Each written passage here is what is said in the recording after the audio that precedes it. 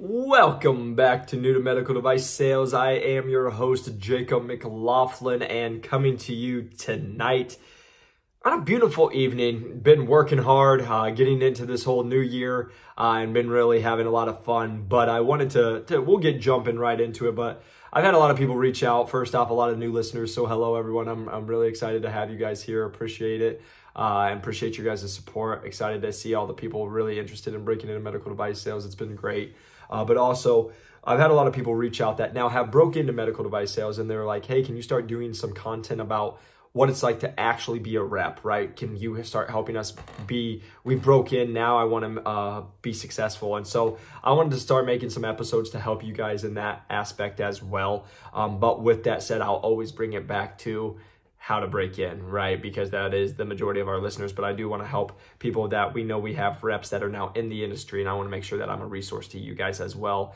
Because a lot of you guys weren't reps, and then you listened to this podcast and got in the course, and now you are. So it's been fun to see the full circle and have you guys reach back out. And so we're going to dive a little deeper in today. So today I'm going to go over, it's actually a post I posted on LinkedIn, and it's going to be a lot of the content in there is because it's been really on my heart and been really on my mind because I've had a lot of people reaching out. I've had this conversation several times this week, and it's been going about how to be a successful rep, how to stop selling and be that salesperson, and how to actually provide value and make deals and earn your worth. And so that I will title it something like that, as you guys always know, but that's what I really want to dive deep in today. So if you guys follow me, like I said, on LinkedIn at Jacob McLaughlin, you guys would have saw my post today where the caption was "Stop selling, start providing value." And so this kind of got brought up because I had several calls yesterday, and I was just on a conversation with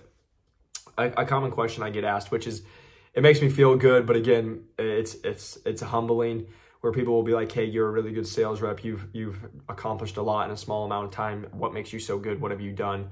And what can you share with us? And so first off, I'm just a regular guy joking around. I'm always just like that, you know, I still think I'm that 21-year-old idiot who's just smiling, happy to be teaching jumping jacks, man. It's been a wild ride, and here we are. But going back to, you know, what's really helped me be successful, especially in medical device sales, is I say this to people all the time. I never tried to be a medical device sales rep. And what I mean by that is, you know, to the point of, I wasn't trying to be normal. As you guys can tell how I talk and what my journey's been like, it's not been that. I never said I was going to go be an associate for 2 years and go then do this for 5-7 years. And then now, like, I was just like, I'm going to come in, go as hard as I can, and we're going to just continue to see what happens and what doors open and what we're able to achieve that we didn't think we were going to be able to achieve. And so how that goes into really providing value and getting into it, I want to just give you guys a couple stories that will really help with it. But the post really overall talked about when you're going into a surgeon, you're going into a hospital, you're going into an OR room, everybody thinks of sales as such a bad thing. And I get these calls all the time. I actually had someone even in our course when they were breaking in, they're like, you know, they're signing contracts and they're like, I don't know what to believe because they're salespeople, you know, they're kind of salesy. And I was like, you better watch what you say, because you're about to be one of those salespeople, right? But it makes you guys think the reason that's a bad rap and people get a bad rap in sales is because normally it's because people are trying to sell you something that you don't need. The used car salesman, we've all heard of them, right? But they're trying to make lies up. They're trying to put, you know, lipstick on a pig. That's something that's just fat and ugly and it's not good, but they're trying to make it good so they can just sell you a bunch of crap. And that's what too many people do. And let me tell you why. Because it comes out of a place of selfishness. It comes out of a place of, what can I get? How much money can I make? What can I sell? Instead of where the value should be always going is, how can I help? What can I bring? What can I do for my account, my surgeon, my patients, my clients, anybody that I'm working with? What can I give to them? And so everybody always reaches out to me and they'll be like, how are you so successful? And it's because I'm not looking for anything. I'm not trying to just go make sales. And this is where people are like, but you have a quota and you have, yes, I do have a quota, but I don't require myself and I don't put myself judge worth of like, if I didn't make a certain sale to this today. Yeah, we have quotas, we have to hit it. I get that. But for example, what most people do, and this was a great conversation I had with a podcast that will be here in a little bit, because we've been recording some in the future, is, you know, the person who's now hit quota and they're like a month away, but they've crushed their numbers and they're going to come in very confident. They're going to come in, hey, what can I do for you guys? What can I help? Compared to the rep that's got to make $100,000 in the next 2 days. They're going to be coming in pushy. They're going to be coming in, hey, I need you guys to buy this, blah, blah, blah, blah, right? Because it's coming out of a sense of selfishness. And so the reason I'm saying that to you guys is because let's bring it in for you guys that are reps, that you guys are now breaking in, and people just ask me, you know, hey, how can I go talk to a doctor and not look like an idiot, right? And the conversation is just get to know the doctor. But with that said, I also talked about on the post is you need to be an expert in your field. Like the first thing that they're going to do is, how are you providing value? Are you an asset to that team? Do you know what you're talking about? Are you an expert in what you're getting paid to be an expert in, right? And that's the conversation I have with a lot of people is, too many people are going to be like, I hear it all the time. I broke into medical device sales. I'm an associate. I'm 2 months. I'm going to do this ABC and by 6 months. And I'm like, you don't even know up from down. You can't even talk to a surgeon. And you're telling me how you're going to go crush a quota? Like, yeah, right. You can't even go talk to a quota or talk to a doctor without peeing your pants. Like you can't even, they ask you about, hey, what do you do about this product? And you're like, a deer in the headlights. But yeah, you're going to go crush it? No, you're not. You need to start doing it. And so what I always told people, you know, when I break into anything, the first 3 months, it's me just trying to become an expert in what I'm learning. Because I know that's the only way I'm going to be able to provide value, because you look really bad as if you go into a room and they ask you 18 questions and you don't know 18 questions, right? It's okay. You're not going to know everything. That's fine. I'm not sitting here telling you have to know everything. But what happens is, you know, like I just had this talk with somebody else, and it was like, you know, if you go in and let's say you're in a surgery and the doctor's like, hey, Jake, what does this do? And I'm like, let me go check. Hey, Jake, do you know what screw I should hear? Here, let me go check. Hey, Jake, what? And then the surgeon would be like, what do you know? Like, why are you even here? Right? Because they're going to get frustrated because you have one job. And yeah, you're brand new. We get that. They understand that. But at the end of the day, that doesn't help them with their surgery and the person on the bed. It doesn't help the person who's under the knife right now. Right? And that's what they're thinking about. So what I always tell is you guys got to learn to provide value first. And how you do that is becoming a professional in what you do. And so what I mean by that is, you know, you should know your devices. You should know, like I tell people, this is how I got my top doc is, excuse me, you guys know that I used to sell for a scope. And so we actually used to talk about, hey, if it's anteverted, we need to the uterus anteverted, we need to turn the scope upside down and go. So that was a common question. I would go talk with my doc and I would say, hey doc, how are we looking today? Is it anteverted, retroverted? And they're like, oh, it's retroverted. And I'm like, oh, great. Hey, so when you actually go in today, I know you're used to holding the scope the normal way. Well, let's actually flip that upside down, because how we have the beveled tip, it's going to slide right in because of how we have it angled. And it is a retroverted. She did that. It slid right in. And she's like, oh my gosh, I've always struggled with retroverted. Thank you so much. At that moment, I now had earned her trust, because I had now provided value to her in her surgery to make the procedure easier. And because of that, that was the day I can sit here and tell you guys that was the turning moment with her, because 2 months prior, I was just the rep showing up. But the day that she actually needed me, and then I provided that value for the one thing she needed, I then became, oh, you're an actual asset to my OR. Now let's ask you questions about you. Hey, Jake, how old are you? What were you doing before this, right? That's what actually happened. So again, you guys need to be providing value. Now let me come and bring this back to people that are wanting to break into medical device sales, because this was the conversation I had with a girl the other day, is the amount of people who reach out and they're like, hey, do you know of any recruiters? Hey, do you know of any jobs? Hey, do you know? I get those all the time. And I've had this, you've heard my rants on here. If you guys haven't, go back and listen, because it just shows you that you're a needy little brat, that you don't know what you're doing, and you're really disrespecting people, because you're now asking people who have killed themselves to go through this process, and you're just asking for a free handout. And we don't like that, because you're now going to ask the person who took the time to take 6 months to reach out to thousands of people, who had to go through a bunch of interviews, who had to put in the work, and you're coming in as some stranger don't know my name, never talk to me, have no idea, and you're asking me for, I want it all. I want to take it. You should give it to me, and I expect it. That's what comes off that way when you ask those questions. So you guys wonder why I get so heated. That's why I get so heated, is because you're just being a selfish asshole. Like, that's the easiest way, and I usually don't curse on here. That's probably one of the first times I have cursed, but like, well, if you guys get on a call, maybe not the first time, but like on the podcast, that is. But like, you guys can't just be all about you because you're selfish. You're a jerk, right? And that's what you guys are doing when you're just asking for jobs, asking for be a recruiter. You guys are just showing that you're selfish and you don't care about anybody else compared to how do you provide value? And everyone's like, oh, I don't know anything. Like, I literally had a kid today. Do you have any questions for me? What are you going to teach me, man? You're 22 years old. You're asking me to get in this industry. What am I going to ask you about?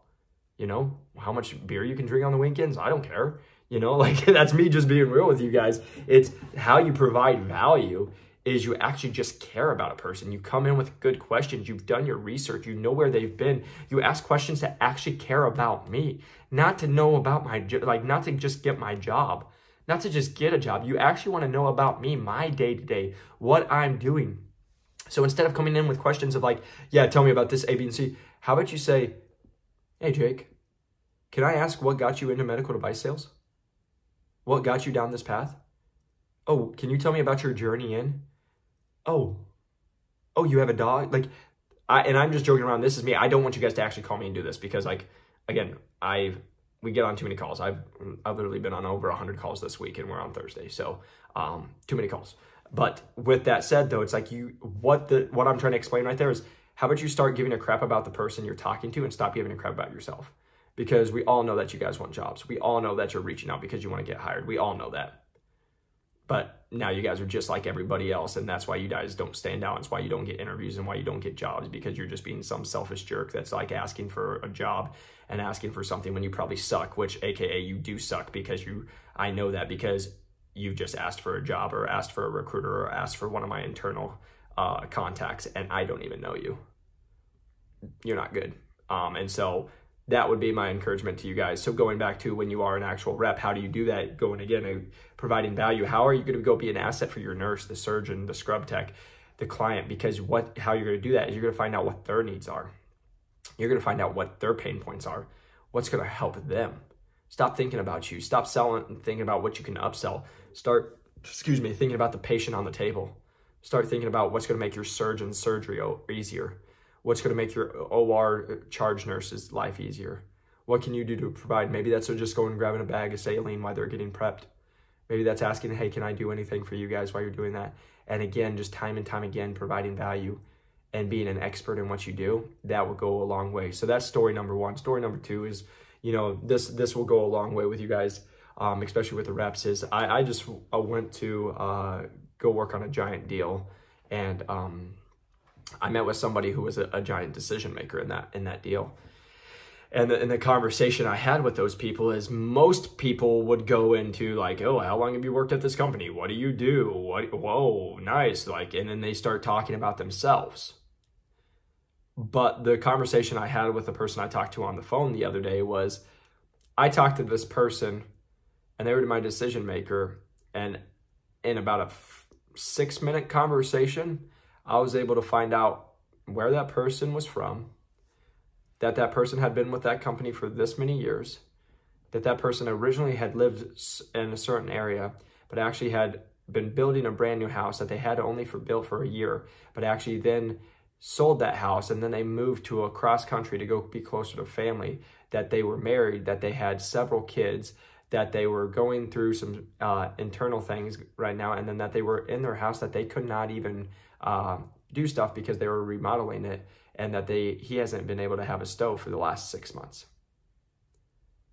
I know everything about the person I'm trying to talk to in a 6-minute conversation. I had nothing to do about my profession and nothing to do about my job. I just wanted to learn about that person. I just asked questions to get to know them, because that's who I was wondering about. And again, this isn't coming from a sales aspect. I'm not trying to be like, oh, it's just me just trying to like actually be a human being. I was a personal trainer. It's what I did. I built relationships all day, right? And so that's the conversation I can say to you guys is, most people will just go start selling and start doing their things. But for me, how I've had so much success is I actually just go build a relationship. And I've seen this stuff. I literally just saw one of my buddies post today that like relationship selling is dying and all this stuff. Great. Yeah, that's great. But what about if you have really good relationships and you're an expert? See, everybody goes in, you need to be an expert, you need to do this stuff. But yeah, but what if you're an expert and you're a dick? You suck. People don't like to be around you. They're not going to use you. It doesn't matter if your stuff's better. If you're not fun to be around and you're not that much of an asset and you're not that good, people don't want to be around you. But if you can just be a really good person at your job and an expert in your profession and be a really nice person and provide value and people actually like to be around you, I promise you, you'll do well. And stop coming from a position of what can I get instead of what can I give. And again, just going back to the contact that I just made is, you know, when I said that to the person, they're like, oh my gosh, because the amount of details I just picked up, and to the point, I'm going to be able to sell to that person now because I know their whole life. I know what pains they've gone through. I know some of the stresses they're going through. And I know that some of the things that I can relate to them, but also I'm being a person. And then guess what? I sell a product that's really good. That's another thing you guys should do. Don't go sell products that suck. Go sell a product that's really good. I believe in my product and I believe my product's the best on the market. That's why I'm with it. I know that it provides a lot of value to our customers and I know it makes a difference in this world and to our surgeons. That's why I'm with it. You know, being able to know that and then be an expert in what you sell so you know the answers that they're going to ask, that you know the pain points that they're having and you can know how to fill them. That's how you become it. And then also, you just know them and you can have a good conversation. And guess what? You probably could go have a beer with them and hang out, you know? And some surgeons and some accounts aren't going to be like that, and that's fine. But you know what? And that's where you just go and provide value.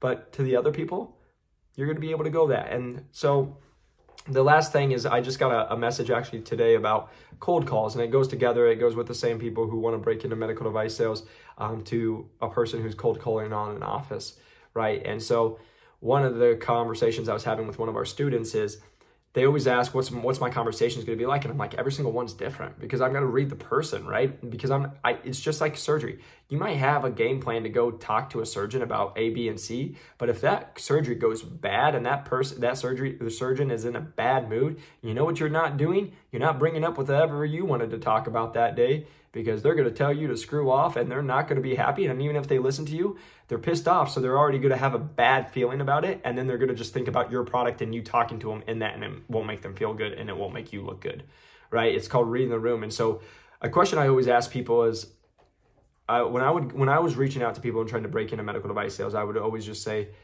hey, I just want to say thank you so much and tell you how much I really appreciate your time. It really means the world. And by that answer that I would just say right away when they picked up, I was able to read that person, because if they said, hey, no worries, yeah, and they had a little high volume and they had some energy in their voice, I knew this was going to be a pretty productive conversation. And then I could probably be like, hey, how's your day going?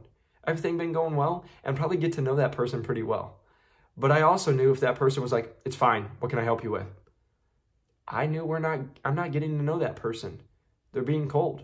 They were just checking the box. They get in on to help you, but they're not really here to help you. They're just here to talk to you and make themselves feel better, but they're going to be a jerk to you while you're on it. And so, you know, that's where, or some people are just super dry and maybe they're not being a jerk. They're just super dry. Well, then I'm just going to ask them the couple questions that I had, get in and get out and be pleasant, but I'm not going to do too much. You know, and so that would be my conversation. It's the same thing. So I think I brought this up. The perfect conversation was my talk today. I cold called one of our accounts that we're talking to. I've sent them several emails. Were interested in some of our stuff, sent me one email, but then I haven't heard back from them. And so I finally called them. I had been emailing. I finally was like, no, I'm just going to cold call them. And so I call them, and the first one is, hello? And I was like, hi, yeah, this is Jacob with Innovis. Is this blah, blah, blah? And they're like, yes, this is. So in that moment, they're not wanting to talk to me. I can tell that. But it's my job to be able to get past that. And so for me, how I was able to get past that, again, just being a human being and being a conversation, I said, oh, are you able to survive getting back into the office after the holidays? I know it's pretty tough. And they're like, in that moment, their voice went from being like, yes, who is this? What is it? To, oh my gosh, yeah, It's crazy. It's been so bad out here. It's actually raining. We're not even working. I'm like, oh my gosh, that doesn't make it any easier. And they're like, oh, tell me about it. Bam. And that went into a 15-minute conversation where I got to learn about the person I'm talking to. Same thing, getting to know them, getting to know their job duties, getting to know the pain points that they're having, and learn about their program and what could help and benefit their program, and just making sure that I told them, hey, we have some stuff that I would love to get on a call with you just so I could see if I can help consult what we have to help your program. And again, we have a bunch of different simulators and we have a bunch of different things that, they're going to be different ones, but I just want to understand what your needs are, because I want to make sure I'm not recommending something that's probably maybe too much that you guys don't need at this moment. And again, wanting to be feasible, and I want to make sure that I'm being respectful and cognitive of your guys's budget, and making sure that I understand your budget and know that we can fit it in there. And so I don't want to be just coming in and showing you everything, because if it's not in your budget, that wouldn't make much sense, and they're like, oh my gosh, you're the best, thank you. And I just said, yeah, no worries. I just want to make sure you know I'm here to be a resource for you guys, right? And so again, I tell you, it started off where the person, again, they're getting 100 calls a day. They're getting all these reps that want them. But instead of me saying, hey, this is what I sell, this is what I do, it was learning about, hey, how was your time? It's great to actually meet you on the phone.